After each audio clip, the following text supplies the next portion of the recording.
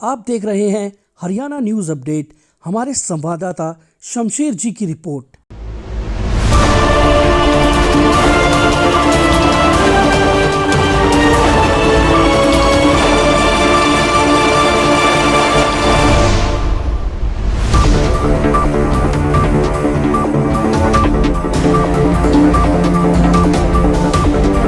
आज 1 मई है, मज़दूर दिवस है, इंटरनेशनल लेबर्स डे, और मेरे पिताजी की 74वीं जयंती है। इस अवसर पर हमने उनका आशीर्वाद लेते हुए सोचा है कि लोगों की सेवा में आगे बढ़ेंगे आज के दिन।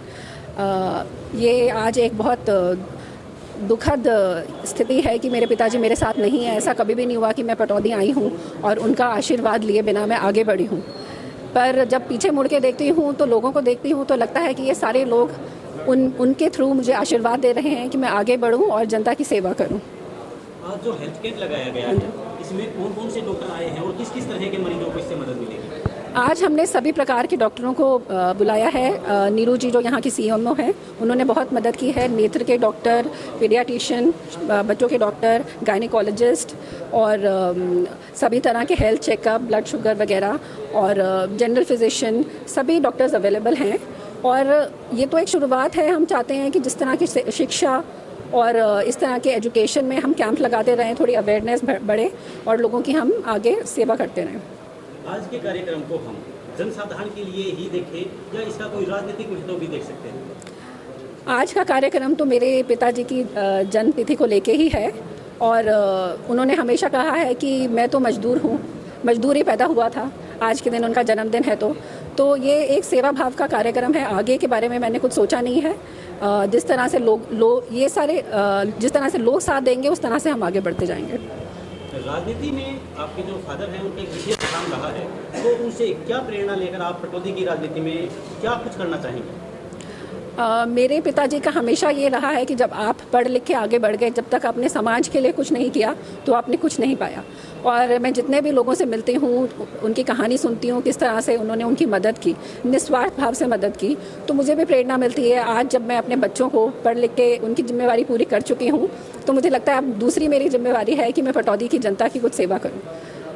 थोड़े आर्टिकल्स पढ़ती रहती हूँ। महात्मा गांधी का भी इंटरनेशनल लेबर्स डे पे कोट पढ़ा था कि आप अपने आप को जानना चाहते हैं, सबसे अगर आपको जानना है अपने आप को तो लोगों की सेवा भाव में डूब जाइए, आप अपने आप को भी जान जाएंगे और आगे कुछ कर भी पाएंगे। भूपेंद्र चौधरी के बाद पटौदी की राजनीति में आपका चेहरा ही दिखाई देगा या परिवार से कोई और भी सदस्य हो सकता है? मेरा परिवार, मेरा भाई यश जो कि अभी न्यूयॉर्क में है, मेरी बहन पारिका यहाँ पे है, मेरे सभी बाकी जितने भी हैं, उनके हस्बैंड, मेरे भाई सभी मेरे साथ हैं। मेरी एक बहन लंदन में रहती है, साथ में है। उनका ये कहना है कि आप आगे बढ़ो, हम आपके साथ हैं। आगे कौन आएगा ये तो जनता है, हम तो बस मिस्टर भूपेंद्र या मेरे पिताजी का प्रतिनिधित्व कर रहे हैं और पीछे से उनको हेल्प करते हैं। तो पटौदी की राजनीति में क्या कुछ आपका करने का इरादा है? जहाँ तक कंधे से कंधे मिलाने की बात है तो आपको पता है हमारे शास्त्रों में कहा गया है कि पति और पत्नी जो है अर्धांगिनी होते हैं एक दूसरे के। तो वो तो चाहे मैं एक कदम लूँ या वो एक कदम कहीं भी लेती है ज़िंदगी में तो हमारा रिश्ता जुड़ा हुआ है। राजनीति को जैसा हमारे चौधरी साहब, फादर साहब ने जिस तरीके से किया है, आपको पता है इसको हम लोग पूर्णतया सेवा भाव की तरह लेते हैं।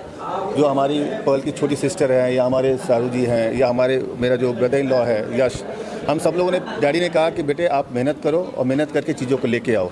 और हम यहाँ पे राजनीति जिसको हम बोलते हैं, हमें लगता है राजनीति का जो भाव चलता है, जो जिस तरीके से आप देखिएगा, ऐसी नीति जिससे राज मिले लोग। और हमेशा जब मैं देखता हूँ लोगों को, उनको लगता है राज मिल जाएगा तो पता नहीं क्या हो जाएगा। डैडी ने जो सिखाया हमें, और जितना हमारी शादी के 18 साल हो गए हैं, हाँ, डैडी ने ही बोला है कि बेटे ये जिम्मेदारी है और आपको सेवा करनी है, और हमने उनको हमेशा सेवा करते देखा है। तो राजनीति हमारे लिए तो सेवा भाव की बात है, सिर्फ राज से नहीं है।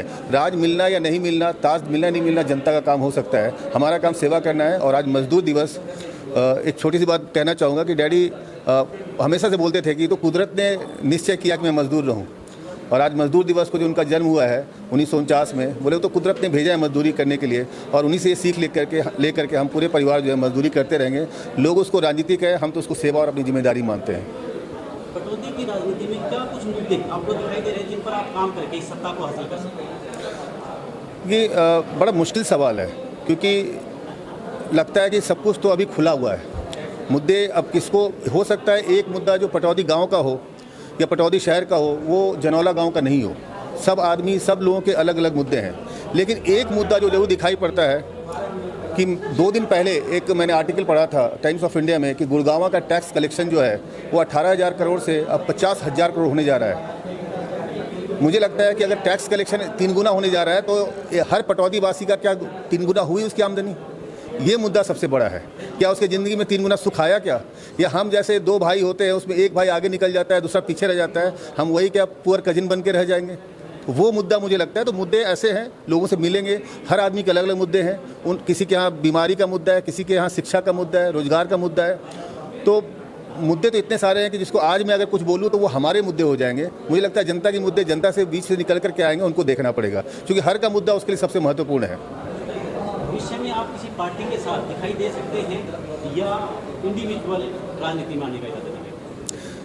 देखिए, आदमी आता तो हर आदमी अकेला आता है दुनिया में और अकेला जाता है, तो ज़िंदगी का संसार का नियम है। तो आप किसी पथ पे जाते हैं तो आप अकेले रहते हैं, लेकिन आप कहीं भी परिवार में हो या परिवार के बाहर हो, आपको साथ लोगों का मिलता है। राजनीति में भी जैसा मैंने कहा कि हम पर्ल जो है या चौधरी साहब के जो पुराने साथी लोग हैं उनके पास जाएंगे, उनसे विचार करें, क्योंकि राजनीति तो आपके अकेले तो है नहीं। वो तो घर में टीवी पे बैठ करके या जो फेसबुक वालों ने मेटा लाइफ लगाया उसमें मैं एक अवतार बना लूँ, वो तो है नहीं। वो तो जो साथ के लोग हैं वो जो जैसा कहेंगे उनका जो आदेश होगा उसको मान के हमें चलना पड़ेगा। पटौदी एक ग्रामीण क्षेत्र है और आमजन की लगभग ये मान्यता होती है कि जो ज़्यादा एजुकेटेड आदमी है वो पता नहीं धरातल के लोगों की समस्याएं समझ पाएंगे, नहीं समझ पाएंगे। और जहाँ कुछ लोगों का कहना है कि आप लोग ज़्यादा हाई सोसाइटी और विदेश वगैरह से पढ़े लिखे हैं तो आप उनकी समस्याएं समझ पाएंगे, नहीं समझ पाएंगे। तो मैं सब ये जानना चाहूँगा कि आपके विजन से, आपके परिवार के जो संस्कार हैं, आप भारतीय संस्कृति और इन सब लक्ष्यों को किस रूप में देखते हैं? सबसे पहले मुझे लगता है जो ज़्यादा एजुकेटेड शब्द है ना वही मुश्किल है, क्योंकि एजुकेशन तो बोलते हैं कि महात्मा गांधी बोलते हो कभी ख़त्म ही नहीं होती है। तो ज़्यादा एजुकेटेड तो कभी कोई हो ही नहीं सकता है। अगर किसी आदमी को ये लगे कि ज़्यादा एजुकेटेड है इसका मतलब उसकी एजुकेशन खत्म हो गई है। तो ज़्यादा एजुकेटेड तो कोई भी कुछ नहीं होता है, समय के हिसाब से एजुकेशन होता है। अगर बच्चा 6 साल का है तो पहली क्लास में होगा, उसके लायक एजुकेशन है। अगर 16 साल का होगा 10वीं का होगा, तो ज़्यादा एजुकेशन तो नहीं है। लेकिन हाँ, ये ज़रूर पता है कि जब हम देखते हैं लोगों को वो अपने बारे में क्या सोचते हैं, और हर आदमी के जो दिमाग के अंदर जो उसके भगवान ने जो कुदरत ने दिमाग दिया है वो उससे तार जो हम कैसे जोड़ पाते हैं, वो शिक्षा कैसे पा सकता है, ताकि पहले वो अपने की जो भेद है ना, हमारे समाज में ऑलरेडी बहुत सारे तरह के भेद हैं, जाति के भेद है, धर्म का भेद है। ये एजुकेशन का भेद नहीं होना चाहिए, इस भेद को हटाना है सबसे पहले, ताकि हर आदमी जो है वो शिक्षित रहे। ज़्यादा और कम की बात नहीं है। और जब ये बात हो जाएगी तो जुड़ाव तो वही पे प्रॉब्लम है, ये तो भेद ही खत्म करना है।